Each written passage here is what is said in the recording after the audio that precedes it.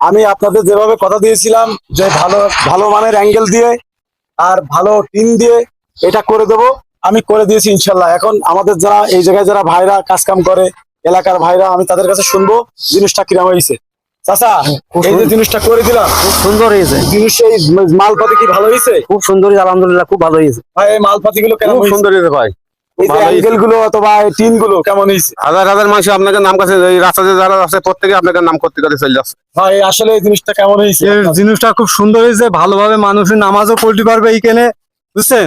আমাদের কিছু প্রবাসী ভাইরা আপনাদের এটা করে দিয়েছে আমার মাধ্যমে। এটা রং করলে আরো সুন্দর দেখা যাবে। এই এটা জিনিসটা, আমি একদিন এসে রং করে দেবো হ্যাঁ, এই ইনশাল্লাহ। জিনিসটা রং করলে আমি আসবো ভাইরা, এরা কেমন হয়েছে? খুব ভালো হয়েছে। আপনাদের প্রতি অনেক দোয়া ও ভালোবাসা থাকলো, যাতে আগামী দিনগুলোতে আপনারা আরো কাজ করতে আপনারা পারেন। দোয়া করবেন, আমি দোয়া যতদিন করবেন বেঁচে আছি আপনাদের। ইনশাল্লাহ আমার জীবগাছা থানার ভিতরে যত অসহায় দরিদ্র মানুষ অথবা এরকম ধরনের কোনো জায়গা আছে, আমি অবশ্য সন্ধান পালি ওই জায়গায় যাবো ইনশাল্লাহ, এই কাজগুলো করবো ইনশাল্লাহ। যে অনেক ভালো হ্যাঁ। একটা কাজ হয়েছে।